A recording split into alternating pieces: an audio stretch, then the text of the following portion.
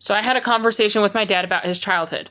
Um, I had good listening skills. I learned a lot. I had eye contact with him. I was I was being I was showing a little bit of empathy towards his childhood, and I was listening and had a good tone of voice while doing it. I acted as if I was interested and I wasn't fidgeting.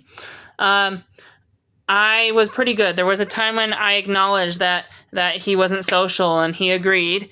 And so you're telling me you're not a social kind of guy, and then also so you're telling me that you didn't always get along with your brothers, just like I didn't get along with my siblings. So anyway, there were things like that. A thing I could have improved on, though, is when he was talking about both of his sets of grandparents. He mostly talked about one, but the other set of grandparents he mentioned once, and I didn't hear that. And I brought up later, well, what about your other grandparents? You didn't mention them. What do you do with them?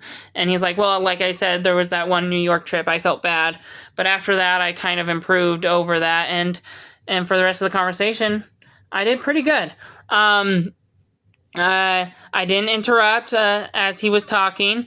I had to ask a follow-up question like every minute because my dad is not social, like I said, so it's hard for him to talk for 10 to 15 minutes. Whenever I have a conversation with my parents, it's usually like 5 or less. I'm the one who does all the talking, and even when I try not to do all the talking, it usually doesn't last that long. But I tried very hard coming up with follow-up questions, and for the sake of the assignment, my dad knew he had to try to talk for like 10 to 15 minutes, so he tried very hard, and by me asking up a follow-up question every minute or so, it kind of helped.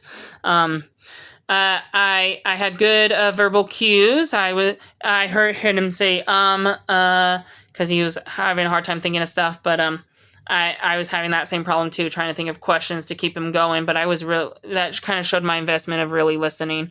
I didn't catch my mind wandering. I was paying close attention. As I asked questions, I paraphrased a lot, saying, "Oh, so that's how it was," Anyway, my body language, I was still and paying my full attention towards him, and I think I improved as far as asking follow-up questions and actually listening without doing most of the talking. So it was a good conversation.